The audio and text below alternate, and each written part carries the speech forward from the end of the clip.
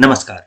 युवावस्था की शुरुआत में या कहिए स्कूल से निकलकर जैसे ही लोग कॉलेज पहुंचते हैं, वैसे ही उनका सामना कई नए लोगों से होता है। इसमें से कुछ अच्छे होते हैं लेकिन सभी नहीं। कुछ ऐसे भी होते हैं जो केवल आपका फायदा उठाना चाहते हैं। ऐसा नहीं कि कम अच्छे लोग सिर्फ कॉलेज में ही मिलेंगे।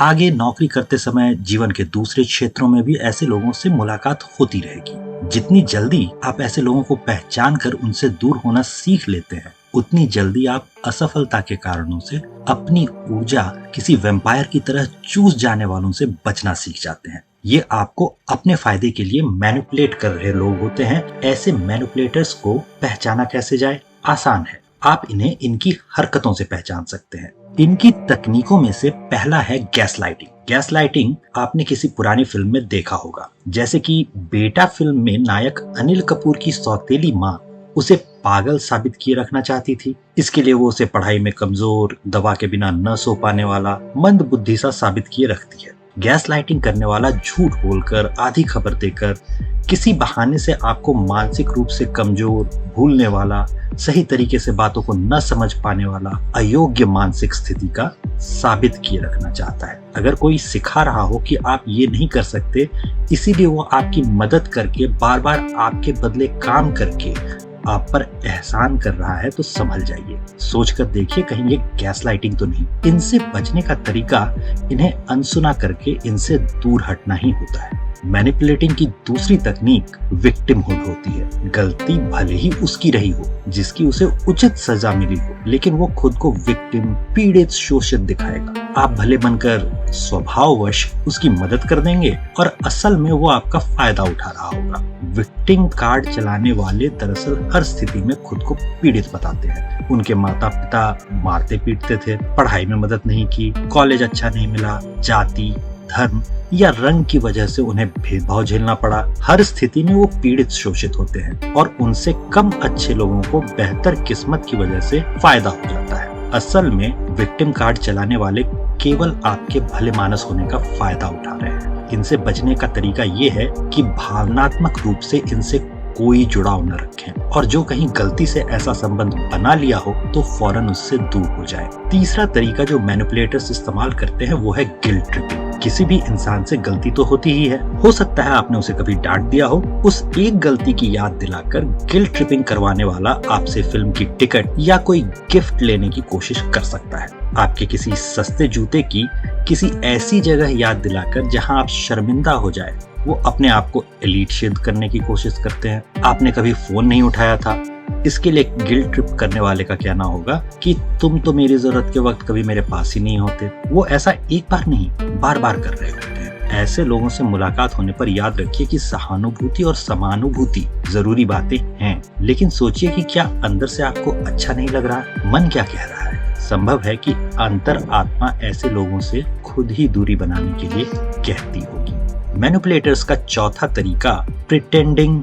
इग्नोरेंस होता है। आम बोलचाल की भाषा में इसे येड़ा बनकर पेड़ा खाना कहते हैं। गलत बर्ताव करने पर वो कहेंगे कि मुझे तो पता ही नहीं चला, या मुझे अंदाजा ही नहीं था कि इस बात का बुरा लग सकता है। कोई काम आता ही नहीं, ऐसा दर्शाकर वो अपना काम दूसरों से करवा लेना चाहेंगे। याद रखिए कि कोई व्यक्ति क्या सोच रहा था, इसका अनुमान आप नहीं लगा सकते। किसी और के दिमाग में घुसे नहीं बैठे होते जो ये समझ ले कि वो क्या सोच रहा होगा या क्या सोच रही होगी। वो क्या कर रहा है या क्या कर रही है, उसके आधार पर फैसले लेना सीखिए। ऐसे लोगों के काम का बोझ अपने सर लेना जरूरी नहीं है। मैनिपुलेटर्स का पांचवा तरीका है निगेटिव ह्यूमर।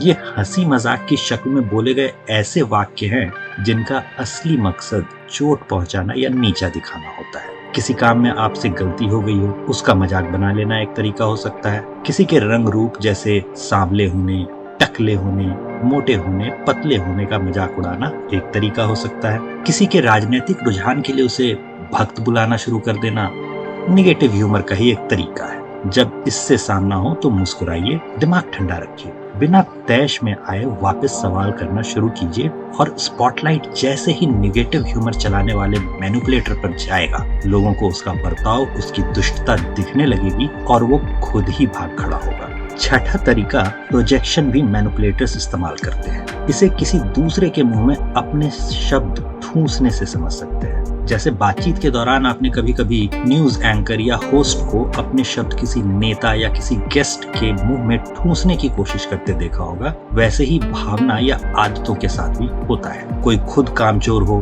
दूसरों को कामचोर घोषित करता रहे, या खुद झूठ बोलने की आदत हो और दूसरों को झूठ बोलने वाला बताता रहे, तो ये सब प्रोजेक्शन ही है। जैसे कोई खुद रिसेप्शनिस्ट या किसी और लड़की को घूरता हो और आपसे कहे, बेटा तुम भी तो नापते हो, ये प्रोजेक्शन है। ऐसे व्यक्ति आपकी छवि धूमिल करेंगे, इमेज खराब करेंगे, उसकी बात पर कोई सफाई न दें, सीधा वहां से हट जाए। आपको मैनिपुलेट करने का 7वां तरीका है कंस्टेंट क्रिटिसिज्म, यानी लगातार खोट निकालना। अगर किसी को सिर्फ आपकी गलतियां ही गलतियां दिखाई देती हैं, तो ऐसे व्यक्ति से संबंध रखना अच्छा तो नहीं हो सकता। ऐसा करके वो आपको नीचा दिखा रहा होगा और खुद महान बन रहा होगा। लंबे समय तक अगर किसी ऐसे व्यक्ति के साथ रहे तो आपका आत्मविश्वास जाता रहेगा। बेहतर है कि जितना जल्दी हो सके उनसे दूर हटे और अपने जीवन में आगे बढ़े। करीब करीब ये सारे ही लक्षण वामपंथियों में होते हैं। आजकल वो खुद को मार्क्सवादी या वामपंथी नहीं बताते, वे स्वयं को